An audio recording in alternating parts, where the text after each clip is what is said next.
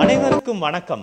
பழைய ஏற்பாட்டு ஆய்வு ஓல்ட் டெஸ்டமென்ட் சர்வே என்ற தொடரில் 3வது வீடியோவிற்கு உங்களை அன்புடன் வரவேற்கிறோம். இன்றைக்கு ஆதியாகமத்தில் உள்ள கருப்பொருட்கள் அல்லது தொனிப்பொருட்கள் என்ற தலைப்பிலே சுருக்கமாக 5 நிமிடத்தில் நாங்கள் சில விஷயங்களை பார்க்க இருக்கிறோம். பல கருப்பொருட்கள் தொடர்ந்தும் ஆதியாகமத்திலே மீண்டும் மீண்டும் வருகின்றன. அவற்றில் சிலவற்றை மட்டும் எடுத்து நாங்கள் பார்ப்பதற்காக இருக்கிறோம். முக்கியமானவை என்று நாங்கள் கருதுகிற 5 காரியங்களை பார்க்க இருக்கிறோம். முதலாவது, தேவனுடைய சாயல். கர்த்தர் மனிதனை தன்னுடைய சாயலிலே, தேவ சாயலிலே படைத்தார் என்று வாசிக்கிறோம். அதனால்தான் மனிதனுக்கு இடப்பட்ட முதலாவது கட்டளை என்று கூட நாம் அதை சொல்லலாம். மனிதனுடைய இரத்தத்தை எவன் சிந்துகிறானோ அவனுடைய இரத்தம் மனிதனாலே சிந்தப்பட கடவது. உயிரின் இரத்தத்திற்காக கணக்கு கேட்பேன் என்று கர்த்தர் நோவாவுக்கு சொல்வதற்கு காரணம் என்னது? மனிதன் தேவனுடைய சாயலில் படைக்கப்பட்டிருப்பது. ஆகவே அது முதலாவது வருகிறது.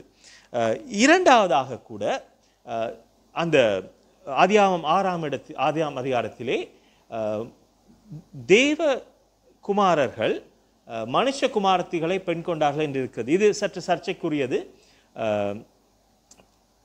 யார் இந்த தேவகுமார்கள் என்பதிலே பல கருத்துக்கள் இருக்கின்றன.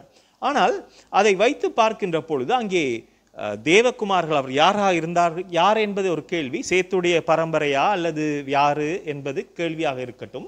ஆனால் அவர்கள் கூடுகின்ற பொழுது தேவனுடைய சாயல் அங்கே உடைந்து போகிறது. அது ஒரு முக்கியமான காரணமாக இருக்கிறது. அது மட்டுமல்லாமல் மனிதர்கள் மிருகங்களை சாப்பிடுவதற்கு அனுமதிக்கப்படுகிறார்கள். ஆனால் மனிதர்கள் சக மனிதர்களை சாப்பிட அனுமதிக்கப்படவில்லை. ஏனென்றால் மிருகங்கள் தேவனுடைய சாயலிலே படைக்கப்படவில்லை. அதனால் தான் மனிதன் தேவனுடைய சாயலிலே படைக்கப்பட்டபடியினால்தான் பல ஆயிரம் வருடங்கள் கழித்து அதே தேவகுமாரன் மனித ரூபம் எடுத்து மனிதனாக வர முடிந்தது. கர்த்தர் ஒரு மிருகமாக வந்திருக்க முடியாது, ஏனென்றால் அதிலே தேவ சாயல் இல்லை. ஆனால் கர்த்தர் தேவ மனிதனாக வந்தார். ஏன்? மனிதன் தேவனுடைய சாயலிலே படைக்கப்பட்டிருந்தான். அது மட்டுமல்ல, முதலாவது சோதனையிலேயும் கூட அவன் வந்து சொன்னது என்னது? சாத்தான் வந்து சொன்னது, நீங்கள் தேவர்களை போல ஆவீர்கள் என்று ஆசை காட்டினான். ஆகவே முதலாவது பாவம் அதற்காகத்தான் வந்தது. அவர்கள் தேவர்களை போல ஆக வேண்டும் என்ற அந்த பெருமையினால். அதுதான் அடுத்த கருப்பொருளாக இருக்கிறது, பெருமை அல்லது பெயர் என்ற கருப்பொருள். பாருங்கள், பல இடங்களிலே ஆதாம் பெயரிடுகிறான், மிருகங்களுக்கு பெயரிடுகிறான், ஏவாளுக்கு பெயரிடுகிறான். பிறகு காயின் பட்டணத்திற்கு பெயரிட்டான் என்று வாசிக்கிறோம். பிறகு கர்த்தருடைய நாமத்தை, அங்கேயும் பெயர் என்பதுதான் வருகிறது. கர்த்தருடைய பெயரை மனிதர்கள் தொழுந்து கொண்டார்கள் என்று வருகிறது.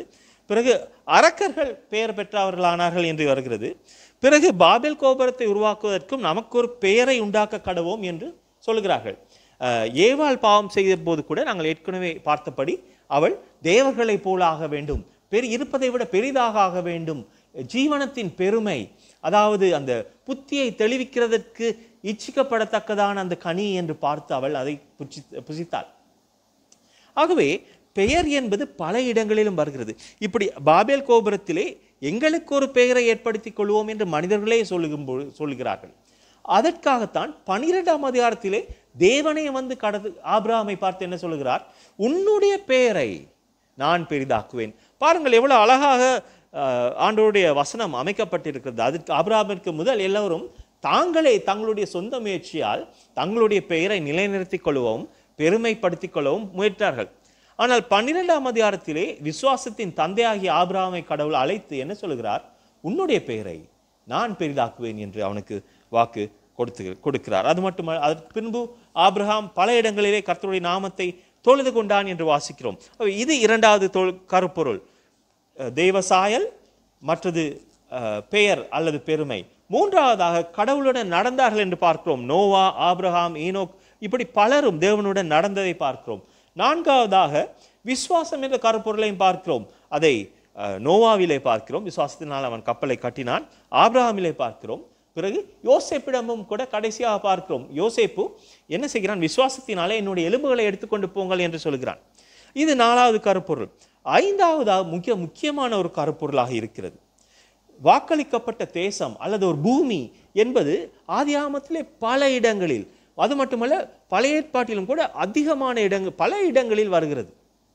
அப்ப பார்த்தால் முதலிலே என்ன நடக்கிறது? ஆதாம் தனக்கொரு முதலிலே கடவுள் ஆதாமுக்கு ஏதேன் தோட்டத்தை கொடுக்கிறார். அதிலே பாவம் செய்தபடியினால், அவன் கர்த்தருக்கு எதிராக கலகம் செய்து பாவம் செய்தபடியினால், அவருக்கு கீழ்ப்படியாமல் போனபடியினால் கர்த்தர் அவனை அங்கிருந்து துரத்துகிறார். அவனுக்கு இருக்க இடமில்லாமல் போகிறது. அது மட்டுமல்லாமல் அவன் மீண்டும் வர முடியாத ஒரு சூழ்நிலையும் அங்கே வருகிறது. பிறகு காயின் தனக்கென்று இருப்பதற்காக ஒரு பட்டணத்தை கட்டுகிறான். பிறகு நோவாவுடைய இதிலே கூட அவன் உலகத்தை பழகி பெருக்குங்கள், எல்லா இடம் போங்கள் என்று ஆண்டவர் சொல்லுகிறார். பாபேல் கோபுரம் கட்டும் பொழுது கூட அவர்கள் என்ன சொல்கிறார்கள்? நாம் எல்லா இடமும் சிதறி போகாதபடிக்கு, அதாவது ஒரே இடத்தில் இருக்கும்படிக்கு, இடம் என்று தோணிப்பொருள், கருப்பொருள். அடுத்ததாக ஆபிரகாமையும் கூட கர்த்தர் ஒரு கூடாரவாசியாக அழைக்கிறார். அவனுக்கு கடைசி வரைக்கும் ஒரு நிரந்தர இடம் இல்லாமல் பூமியிலே அவன் மறைக்கிறான்.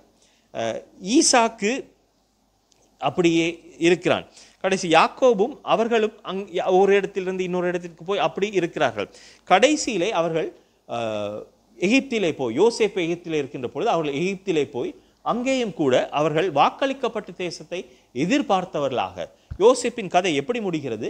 என்னுடைய எலும்புகளை வாக்களிக்கப்பட்ட தேசத்திற்கு கொண்டு போங்கள், கர்த்தர் நிச்சயம் உங்களை சந்திப்பார் என்று சொல்லி முடிகிறது. ஆகவே வாக்களிக்கப்பட்ட தேசம் என்பதும் மிக முக்கியமான கருப்பொருளாக இருக்கிறது. ஆகவே இந்த 5 கருப்பொருள்களும் தேவனுடைய சாயல், பெயர் அல்லது பெருமை, கர்த்தருடன் நடத்தல், விசுவாசம், வாக்களிக்கப்பட்ட தேசம் என்பது ஆதியாகமத்தில் உள்ள கருப்பொருட்கள் மட்டுமல்ல, இன்றைக்கு நம் அனைவருக்குமே சற்று பயனுள்ள, மிகவும் பயனுள்ள 5 கருப்பொருட்கள்.